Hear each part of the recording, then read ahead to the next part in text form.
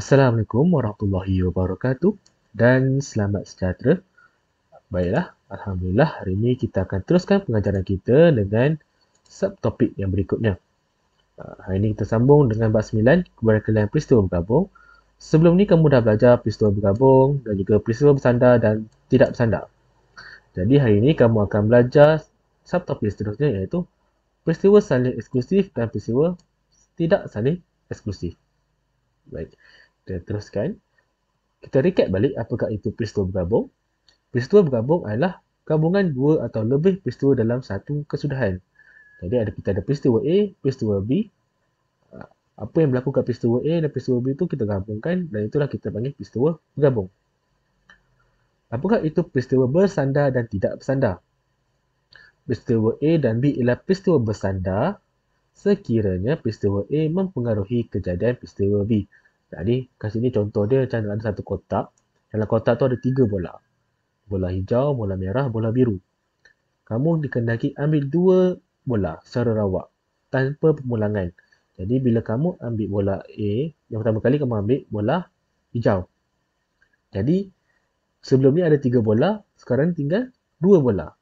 Jadi itu yang dikatakan peristiwa A mempengaruhi kejadian kat peristiwa B. Baik.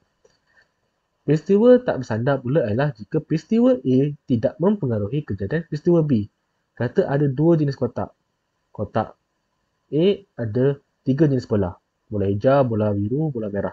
Kotak B pula ada kad merah, kad biru, kad hijau. Kamu dikehendaki ambil satu jenis bola dan juga satu jenis kad secara rawak. Jadi kalau kamu ambil ke sini, bola A, kamu ambil bola, lepas tu kamu ambil kad. Kalau kamu ambil bola, dia tak mempengaruhi apabila kamu ambil kad. Itu yang dikatakan peristiwa tak bersandar. Baik, kita teruskan kepada peristiwa saling eksklusif dan peristiwa tidak saling eksklusif. Jadi kat dalam ni kamu akan ada 3 subtopik kecil iaitu membezakan peristiwa saling eksklusif dan tidak eksklusif. Kemudian mengesahkan rumus, kamu akan belajar tentang rumus dan kemudian kamu menentukan keberangkalian peristiwa gabung. Baik. Kita pergi kepada membezakan peristiwa saling eksklusif dan peristiwa tidak saling eksklusif. Diberi contoh bola pimpong yang berlabel daripada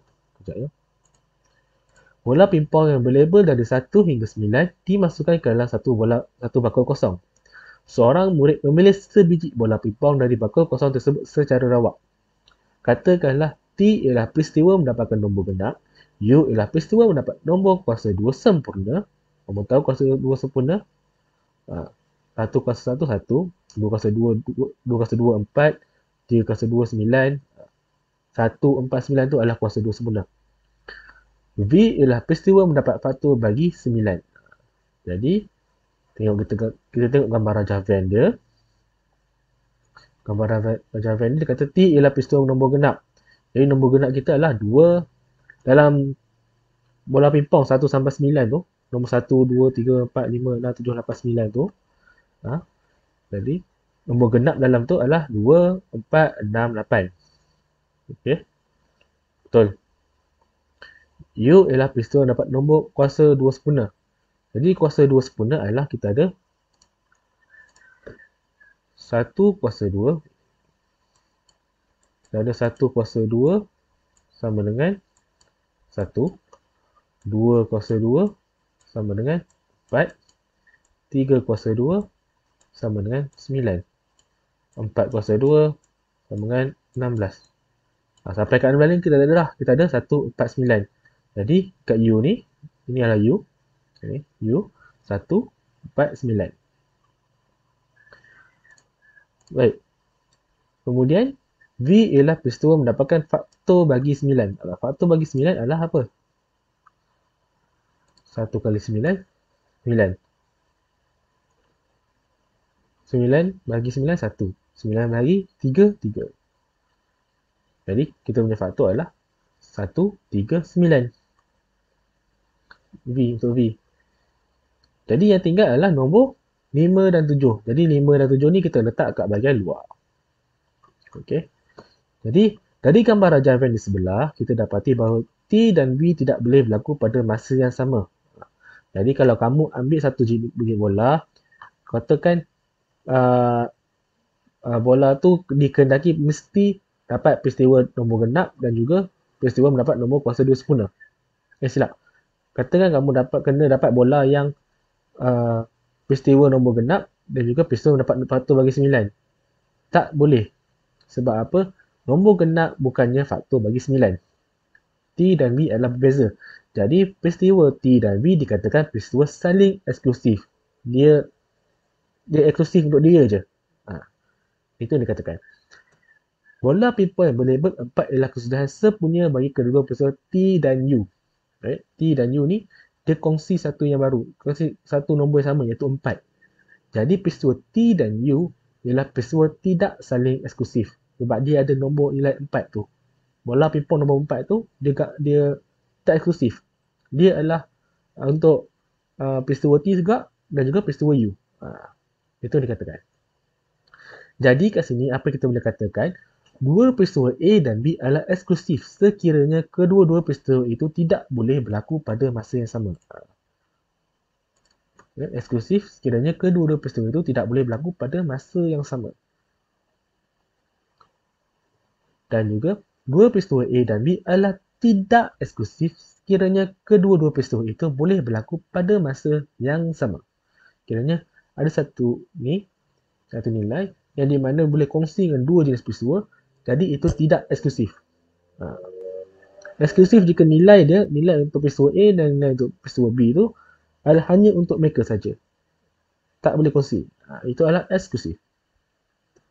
Contoh soalan. Seorang pekerja dalam sebuah kilang dipilih secara rawak. Diberi A, peristiwa A, pekerja bergaji kurang daripada 2,500. B, pekerja perlu membayar cukai pendapatan. C, pekerja pergi bekerja dengan menaiki kereta. Tentukan sama ada pasangan peristiwa berikut ialah peristiwa saling eksklusif atau peristiwa tidak saling eksklusif. Okey, dia bagi pasangan untuk A dan B, B, A dan C, C, B dan C. Baik, sekarang ni kata cukai pendapatan. Cukai pendapatan ni apa? Cukai pendapatan ni adalah macam ni. Mulai tahun 2015 ni, individu yang mempunyai pendapatan pengajian tahunan melebihi 34,000 selepas potongan kos 13P lah, perlu mendaftar fail cukai pendapatan. Kiranya mereka yang setahun gaji dia 34,000 ke atas, kena bayar cukai pendapatan. Jadi A dan B, pekerja bergaji kurang daripada 2,500 sebulan. Jadi 2,500, kita tengok setahun ni dapat berapa? 2,500 kali dengan 12. Kita akan dapat gaji tahunan dia adalah 2,500 kali 12, 30,000.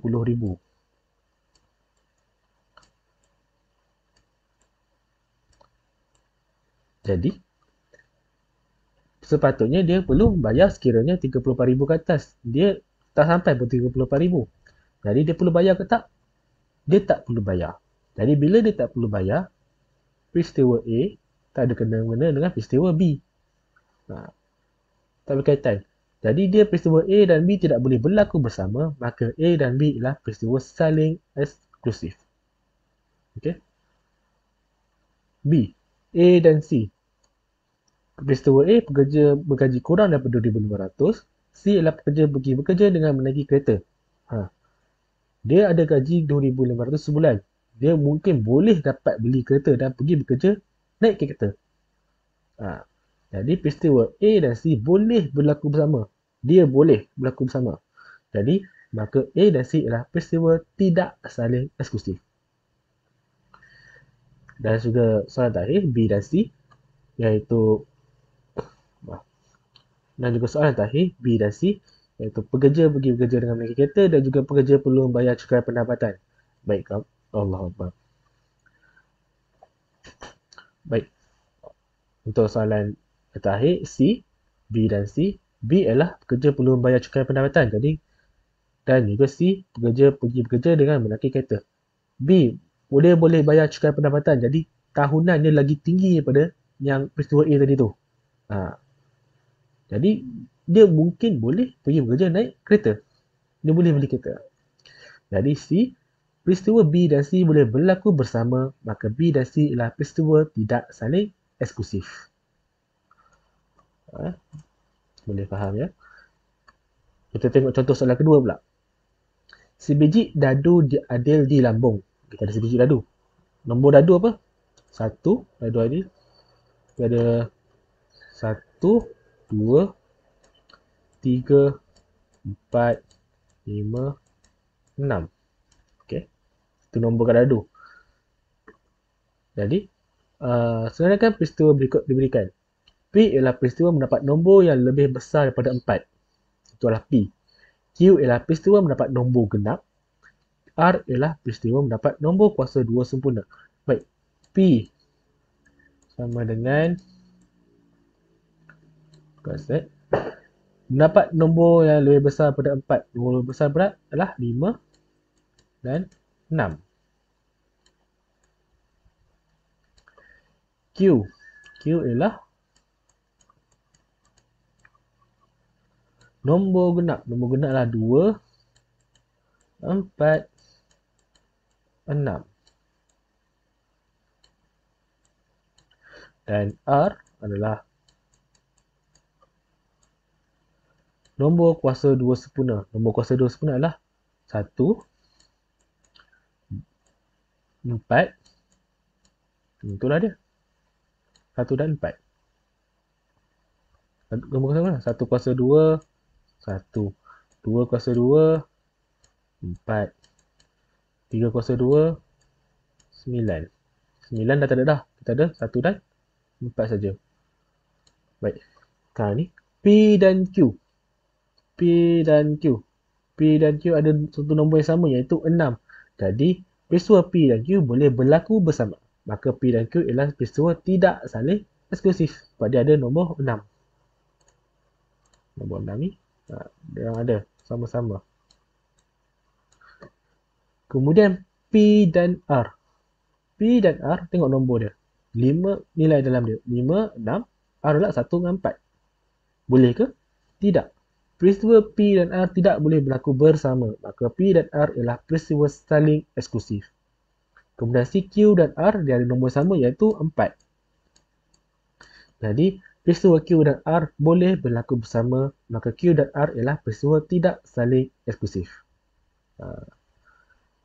Contoh soalan 3. Contoh soalan terakhir untuk satu topik ni. Contoh soalan 3. Sebiji telur dipilih secara rawak daripada ladang penternakan. K ialah peristiwa telur yang dipilih retak. Baik, kita ada retak R. Kemudian kita ada L ialah peristiwa telur yang dipilih grade A. Kita ada grade A. Dan juga M ialah peristiwa telur yang dipilih grade C. Grade C. Jadi kat sini kita ada grade A, grade C, kemudian telur yang retak.